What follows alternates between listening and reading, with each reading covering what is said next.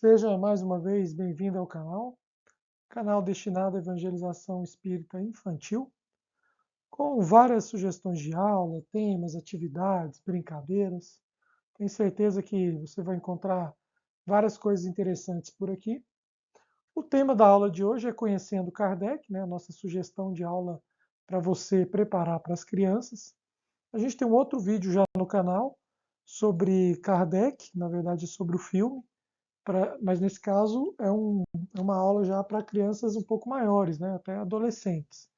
Essa de hoje são para crianças menores. É importante que o evangelizador estude o tema, para melhor conversar com as crianças. Além disso, é necessário adequar o conteúdo à faixa etária. Então, como o tema da aula é conhecer Kardec, né, a nossa sugestão hoje é para que o evangelizador faça uma pesquisa, né, uma pequena busca na internet, especialmente em sites espíritas e palestras espíritas, sobre a história de Allan Kardec. Pequenos detalhes podem enriquecer essa aula de evangelização. Há várias palestras, né, sobre Kardec, vários, vários textos também, né, interessantes. E a gente sugere aqui, como eu já mencionei, né, também assistir ao filme, né, Kardec. Atualmente está disponível em várias plataformas, como a Netflix. Eu coloquei aqui a foto, né, do encarte do filme. É um filme interessante que conta um pouco da história de Kardec também. Essa aula é sugerida para crianças de 5 a 13 anos e a duração estimada é de mais ou menos 50 minutos. No nosso cronograma da aula, a gente tem o primeiro momento, cerca de 5 minutos, uma oração com todas as crianças para agradecer o momento e pedir ajuda aos espíritos superiores para harmonizar o ambiente e nos inspirar. Então é nesse momento que a gente pede a ajuda de Jesus para nos inspirar, manter a sala organizada, né, as crianças prestando atenção. E a gente sempre pergunta se alguma criança gostaria de fazer oração, porque a gente entende muito importante que a criança desenvolva, né, essa habilidade, vamos dizer assim, né, de conversar com Deus, conversar com Jesus, de pedir as coisas, de agradecer. E o nosso segundo momento de hoje, o evangelizador conta uma parte da história de Allan Kardec, né, para as crianças conhecerem Allan Kardec. Então, era uma vez Hippolyte Léon Dizard Rivail. Há muito tempo atrás, nasceu um menino, no dia 3 de outubro de 1804, num país chamado França, muito longe daqui, na cidade de Lyon. Recebeu o nome de Hippolyte Léon de Vazard Rivail. O menino cresceu educado, inteligente e bom.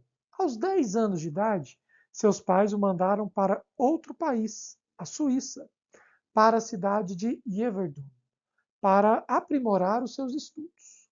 Yverdon era um ponto de reunião para as crianças de várias partes do mundo, pois se tratava da melhor escola da época. Era a escola da fraternidade, que cuidava para que as crianças e os jovens se tornassem homens responsáveis e úteis à sociedade. Rivail se tornou um grande professor.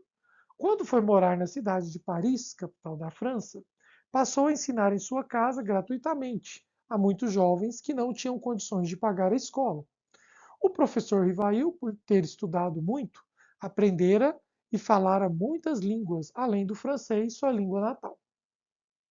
Então, aqui é interessante que o evangelizador, enquanto conte a história, leve algumas figuras, algumas fotos, né, de Paris, pode ser Paris de hoje ou Paris da época, foto também de Allan Kardec, né, para as crianças, quando o evangelizador vai contando a história, vai mostrando as fotos para as crianças ficarem interessadas, né.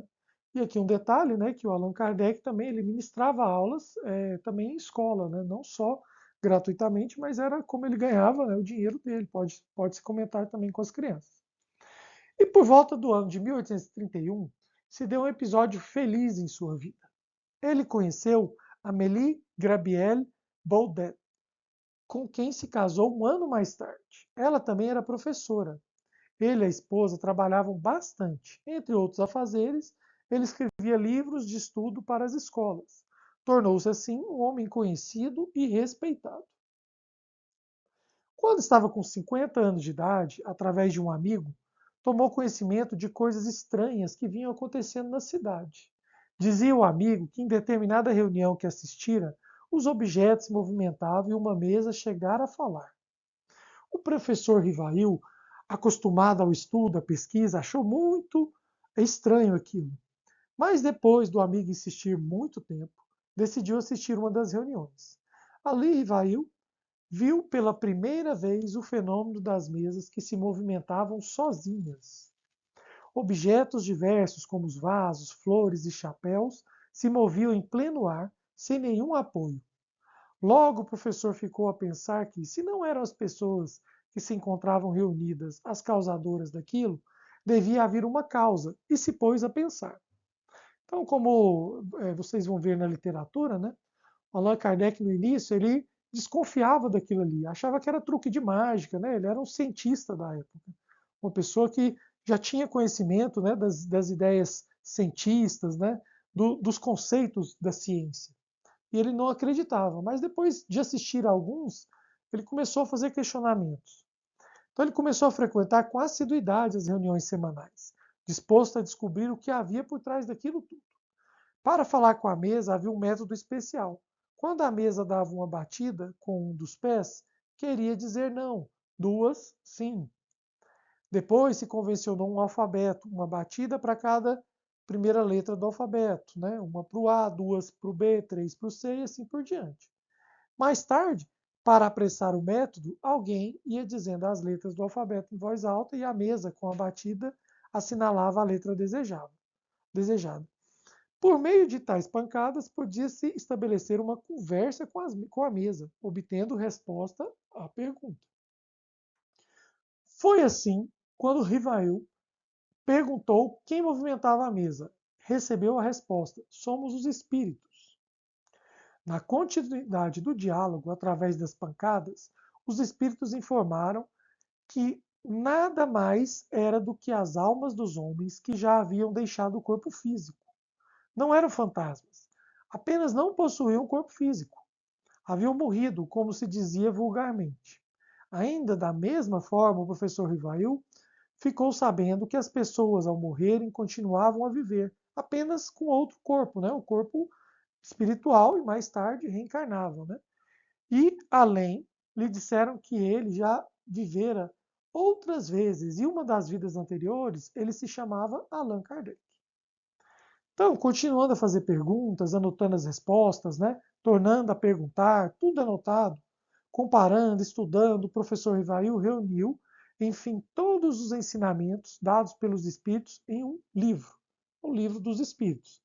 Então, não foi somente ele, né? Foi um grupo, né? De várias pessoas espalhadas não só por Paris, que fizeram as perguntas, né? Iam comparando perguntas e respostas, mesmas perguntas, né? E com um método científico, né, iam juntando aquilo ali e consolidando. Né? Por isso que o Allan Kardec é conhecido como o codificador da doutrina espírita. Né? Como ele era muito conhecido pelos livros que escrevera como professor, e não desejando colocar o seu nome em uma obra que não lhe pertencia, pois era o ensino dos espíritos, colocou o nome de Allan Kardec, com o qual nós o conhecemos.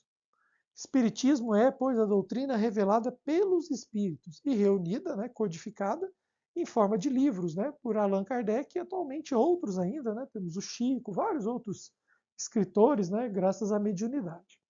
Allan Kardec desencarnou em 31 de março de 1869.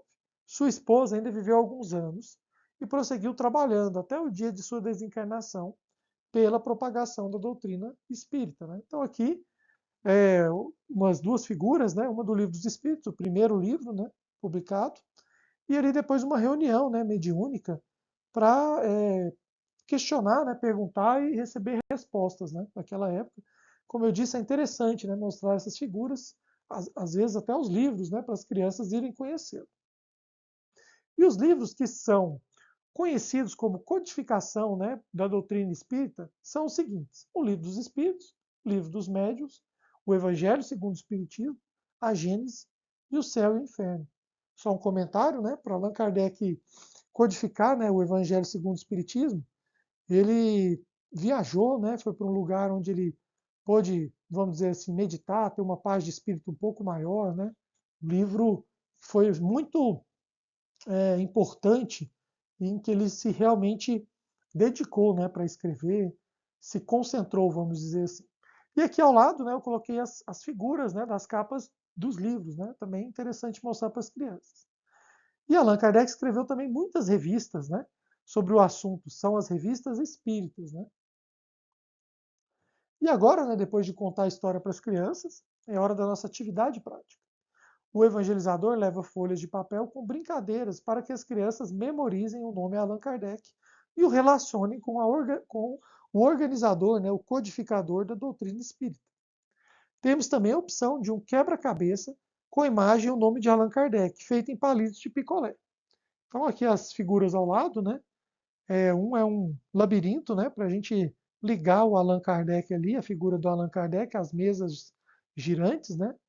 E o outro é para a gente pegar as letras, né, e colocar em ordem para escrever o nome Allan Kardec. E por último, né, como a gente sugeriu, um quebra-cabeça, né, formado de palitos de picolé para as crianças, né, você embaralha tudo e as crianças vão montando o rosto, né, e o nome de Allan Kardec. Um pouquinho, né, para vocês de como foi a nossa evangelização, as crianças ali reunidas já na atividade prática e a evangelizadora ao lado, explicando, ajudando. E o nosso último momento, oração de encerramento com todas as crianças. Mais uma vez a gente convida, né, uma criança para fazer uma oração, ou a gente mesmo pode fazer. E a gente pede para as crianças organizarem a sala, né? Cadeiras no lugar, guardar os lápis, papel no lixo, né, que não for usado. E é isso. A gente espera que vocês tenham gostado dessa sugestão de aula, de atividade. Lembrem dessas sugestões também, né, de levarem figuras para as crianças prestarem mais atenção. É sempre mais divertido quando as crianças leem um livro com figuras, né, e principalmente quando a gente conta história com figuras. A gente espera que vocês tenham uma boa aula de evangelização, que Jesus nos acompanhe. Fiquem todos com Deus.